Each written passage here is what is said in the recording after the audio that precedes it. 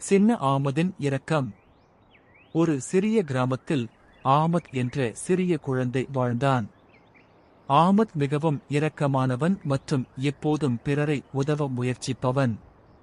ஒருநாள் அவன் தாயுடன் சந்தைக்கு போகும்போது சாலையில் உட்கார்ந்திருந்த ஒரு முதியவரை பார்த்தான்.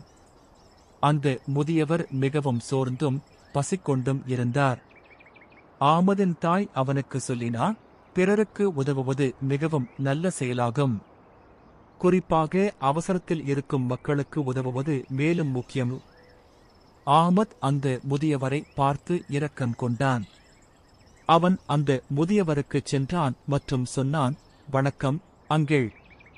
உங்களுக்கு பசிக்குது? நான் உங்களுக்கு உணவு கொடுக்க விரும்புகிறேன். முதியவர் சிரித்து ஆமதின் இரக்கத்திற்கு தங்களுடைய நன்றி தெரிவித்தார். நான் பல மைல்கள் நடந்தேன், எனக்கு உதவக்கூடிய குடும்பம் எதுவும் இல்லை என்று அந்த முதியவர் ஆமத்திடம் பகிர்ந்தார். ஆமத் மற்றும் அவனின் தாய் அந்த முதியவரை அவர்களின் வீட்டிற்கு அழைத்துக் கொண்டு உணவும் தண்ணீரும் கொடுத்தனர். உங்கள் இரக்கத்திற்கு நன்றி என்று அந்த முதியவர் கூறினான். இனிய பரிசுகள் உங்களுக்காக இருந்தும் அல்லாஹ் உங்களை ஆசீர்வதிக்கட்டும். ஆமதின் தாய் சிரித்து கூறினாள், நாம் பிறருக்கு உதவும்போது அது நமது மனதை மகிழ்ச்சியுடன் நிரப்புகிறது மற்றும் அது எங்களை அல்லாஹ்வுடன் அருகிடச் செய்வதாகும்.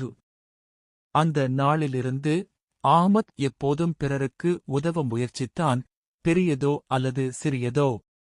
அவன் புரிந்து கொண்டான், எந்த ஒரு சிறிய இரக்கமான செயலும் ஒரு நல்ல செயல் ஆகும்.